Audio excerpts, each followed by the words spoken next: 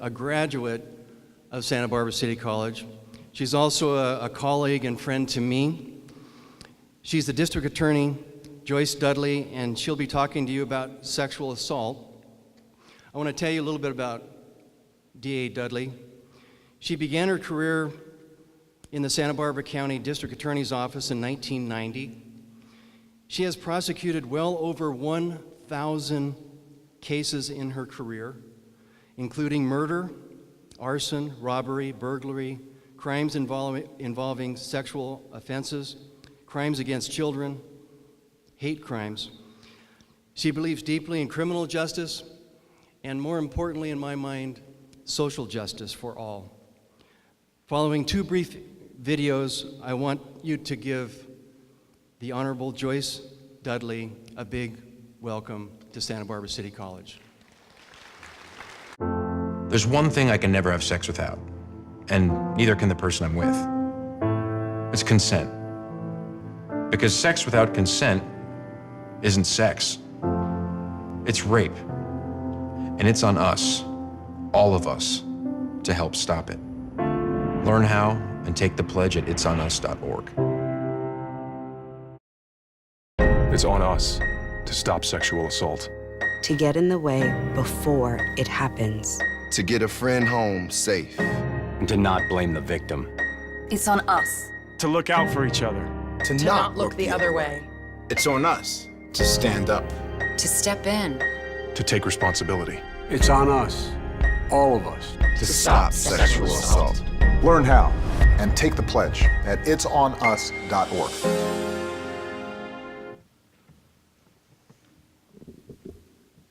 Thank you, Dr. Beebe.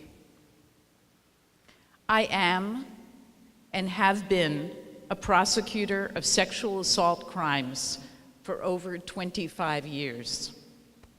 I am also the proud mother of 4 happy adult children, all of whom had very active social lives while they were in college, all of whom began here.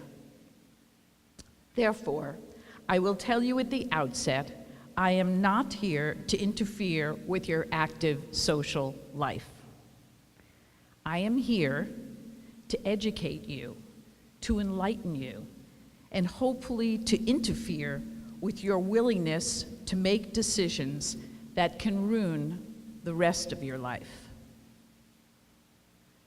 As Dr. Beebe told you, I have prosecuted well over 1,000 cases, more than I can remember. But I can never forget a single sexual assault case, simply because I can't.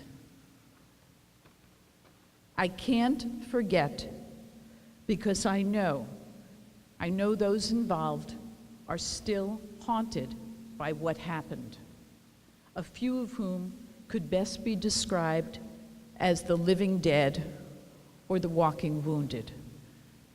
Some of them are victims, some of them are perpetrators, and some of them are even bystanders. Bystanders who wish they had taken some, or perhaps more, action. I will spend the next few minutes telling you about one such victim, one such perpetrator, and one such bystander. I will alter the facts in order to avoid any possible identification.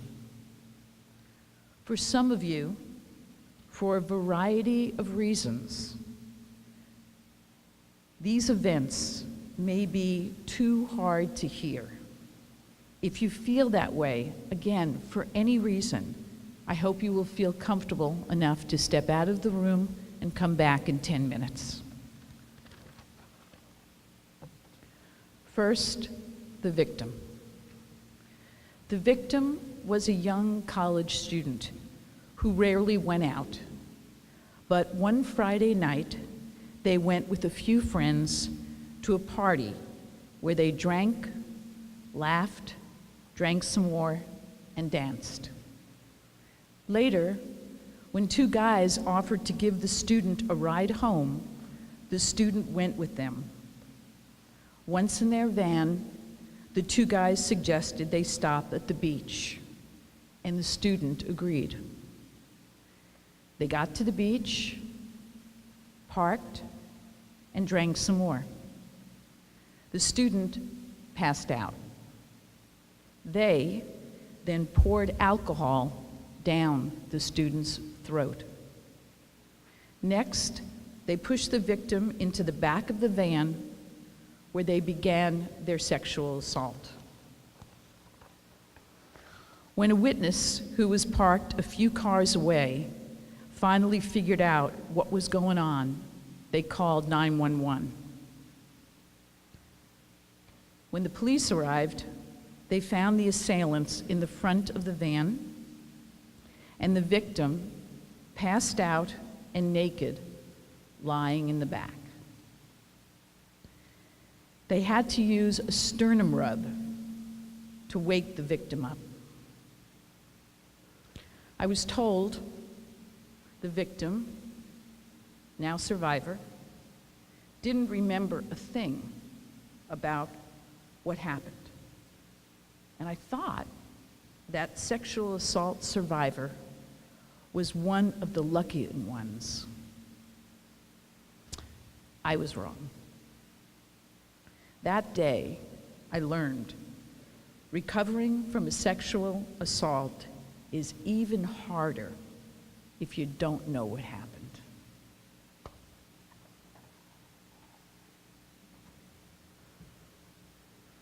Every morning when I wake up, the survivor told me, for the first second, I'm okay. Then I get an ache in my heart, in my gut, and then there's this darkness.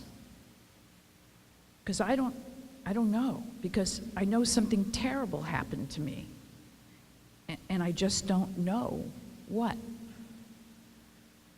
Can you please tell me? I couldn't, because I couldn't contaminate the testimony. I then told the survivor I'd let them read the trial transcript after the trial was over, and I'd answer any other questions they might have at that time. Who covered me? The survivor persisted. When I woke up in the van, I had a blanket over me. Can't you at least tell me who covered me? I want to thank them.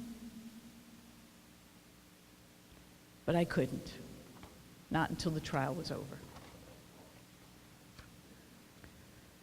Clearly, that victim wasn't raped because of any action they took. That victim was raped because of the actions of two rapists.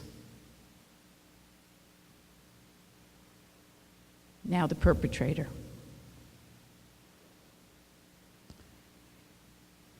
He was a 19-year-old university student.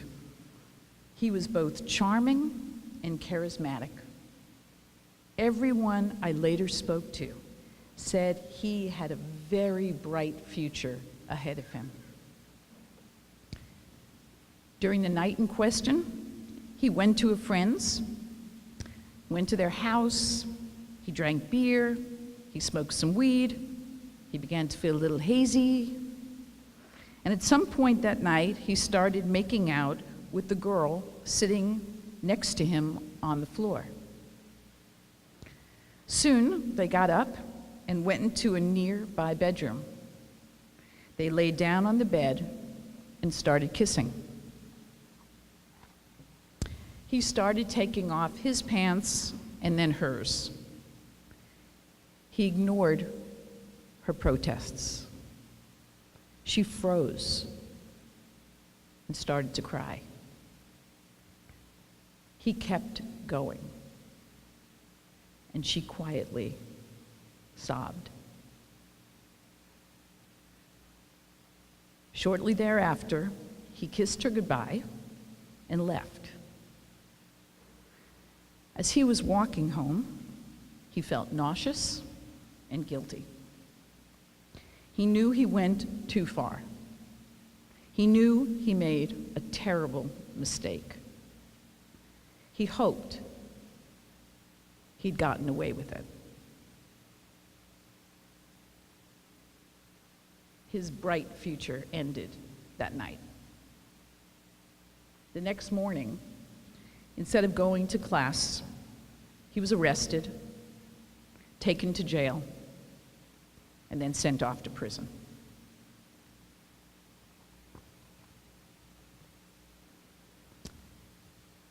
And now a bystander. A young woman was walking down La Playa in Isla Vista when she recognized another woman from one of her classes. That woman had one arm over the neck of two guys as they walked down the street toward the beach. As the young woman walked by, she thought that woman looked really wasted. The next day, in class, she learned that woman had been raped on that beach. As far as I know, that bystander never forgave herself for doing nothing.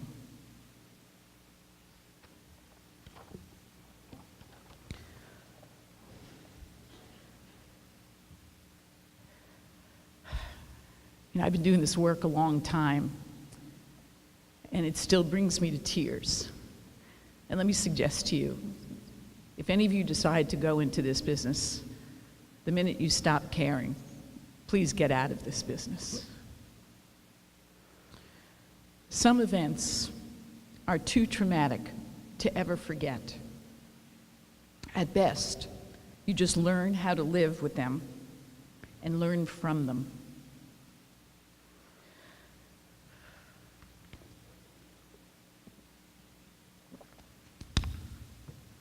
Why am I here today? I'm here today because I believe each of you can learn from the painful events I just described. I truly believe that. That collectively, you can be the class that makes the difference. You can be that. The class that ends sexual assault in your time, in your great educational institution. That can be you. For many of you, today is your first day of college.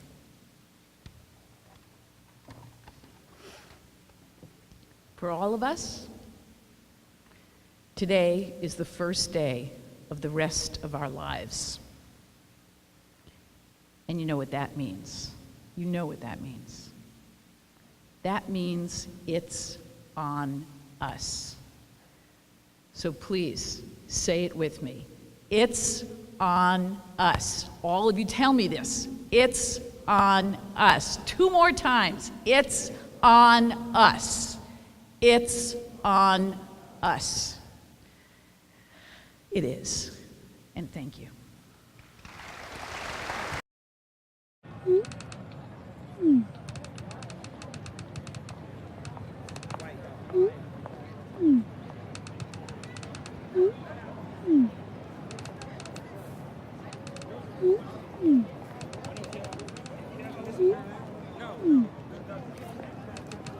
Don't ignore the subtext. It's on us to intervene in sexual assault. Because we can. Take the pledge at itsonus.org.